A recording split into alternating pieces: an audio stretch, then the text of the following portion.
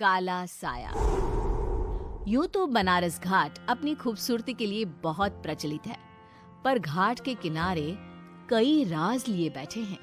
ये कहानी शुरू होती है बनारस के घाट के पास बने ममता निवास से, जहां प्रिया लाल जोड़े में ममता के घर उसकी बहू बनकर आती है। आओ आओ बहू, घर को अपने पैरों से पवित्र करो। ममता घर की दहलीज पार कर ही रही होती है कि अचानक एक बहुत गंदी सी बास पूरे घर में फैल जाती है।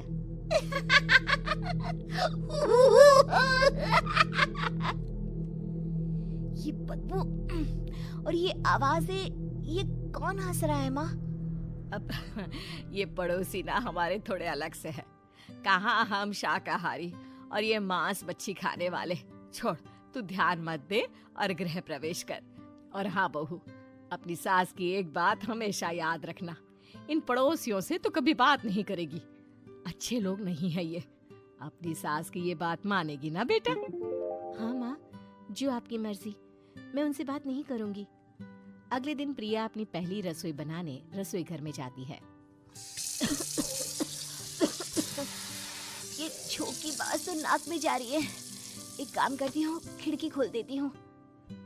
प्रिया खिड़की खोलने जाती है। इतने जाले, लगता है इस खिड़की को कभी खोला ही नहीं गया। पर ऐसा क्यों? ओह, नॉन वेज की स्मेल आती होगी ना। 2 मिनट के लिए खोल लेती हूँ, फिर बंद कर दूंगी। प्रिया खिड़की खोलती है। खिड़की खोलते ही उसकी नजर सामने वाले घर की खिड़की पर पड़ती है, जहाँ एक लड़की खड़ी होती है। हाथों में मेहंदी, लाल रंग की साड़ी, बिल्कुल सजी धजी, मानो प्रिया की तरह ही वो भी नई नवेली बहू हो। वो प्रिया को देखकर मुस्कुराती है। हे भगवान, माँ ने तो इनसे बात करने को मना किया था। प्रिया फौरन ही खिड़की बंद कर देती है और तवे पर चढ़े रोटी की ओर देखने लगती है, पर वहाँ रोटी न होकर मछली पड़ी होती है। ये क्या? पहली ही रसोई में इतनी बड़ी गलती। हे भगवान, अब मैं क्या करूं? प्रिया बहुत डर जाती है और फौरन रसोई की सफाई करने और फिर सभी के लिए खाना बनाने लग जाती है। जब वो सबको खाना परोसती है, सब तो ठीक है, मैं बेकार में चिंता कर रही थी।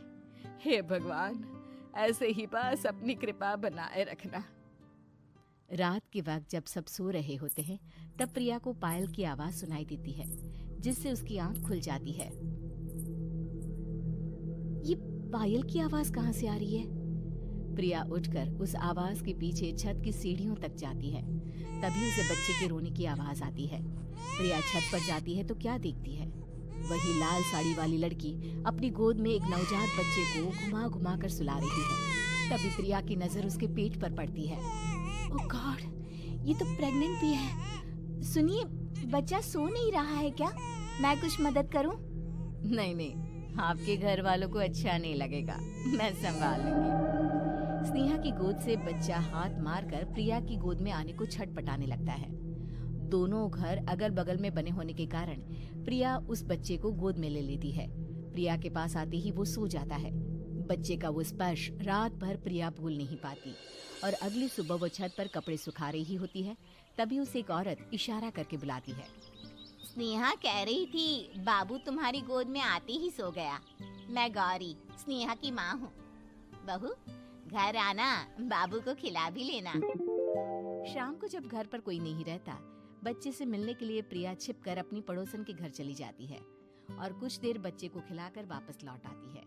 इसके कुछ दिन बाद ही प्रिया को पता चलता है कि वो माँ बनने वाली है। ममता की खुशी का ठिकाना नहीं रहता।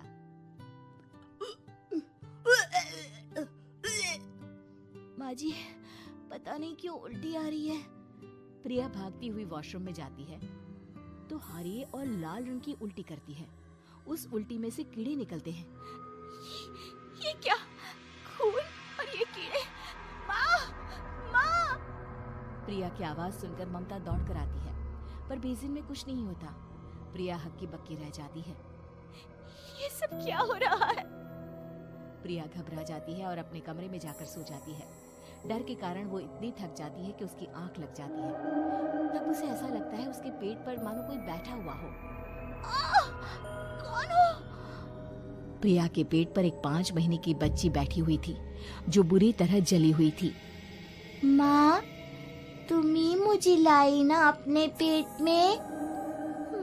मैं तुम्हारी माँ नहीं हूँ। कौन हो तुम? माँ, देखो मैं जल गई बुरी तरह से। 6 महीने पेट में रहने को भी मुझे नहीं मिला। सहला दो ना माँ। बचाओ, बचाओ, माँ। ममता दौड़कर कमरे में आती है। प्रिया की बातें सुनकर वो सब समझ जाती है।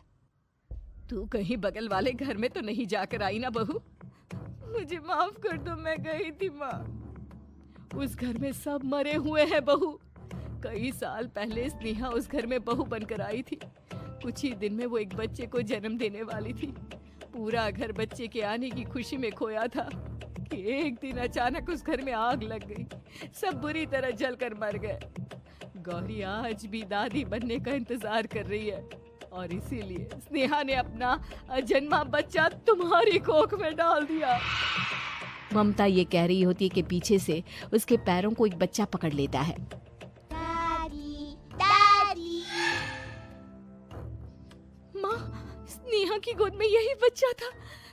ये बच्चा कौन है फिर? तेरी मौत है। तेरी भी दादी। जिस चीज का ममता को डर था वही हो गया। ममता निवास के ऊपर मौत ने चादर बिछा दी थी। प्रिया का पेट ऐसे बढ़ जाता है मानो 9 महीने का हो। 2 हाथ उसके पेट से बाहर निकलते हैं। बहू, संतोष को फोन कर, किसी पंडित जी को बुला बहू। प्रिया का पति भागता हुआ घर आता है। ये तो होना ही था माँ। तेरा पाप तेरे सामने आ गया तो तू सह नहीं पा रही है। स्नेहा घर में आग लगी नहीं थी, माँ ने लगाई थी, प्रॉपर्टी की लालच में। और वो बच्चा मेरी पहली पत्नी का बच्चा है, मेरा बेटा, जो कि उस आग की चपेट का शिकार हो गया था। मैंने तुमसे ये सब माँ के कहने पर छुपाया था। मुझे माफ कर दो प्रिया। तुम अगर चाहो तो यहाँ से जा सकती हो। मैं तुम्हें किसी भी बंधन में रखना नहीं चाहता। मेरी शादी हुई है आपसे, मैं आपको छोड़ नहीं सकती, पर उससे पहले हमें स्नेहा, उसकी माँ और बच्चे की आत्मा की शांति करवानी होगी। संतोष और ममता गौरी के घर जाते हैं। अंदर सब कुछ जला हुआ होता है। जमीन पर जली हुई लाशें बिखरी हुई थी। ममता रो रो कर अपनी करने की माफी गौरी से मांगती है। प्रिया स्नेहा के घर वालों का अंतिम संस्कार करवा देती है और ममता निवास फिर से आत्माओं के साए से मुक्त हो जाता है। अगर आपको हमारा वीडियो पसंद आए तो लाइक करें, कमेंट करें और अपने दोस्तों के साथ शेयर करें।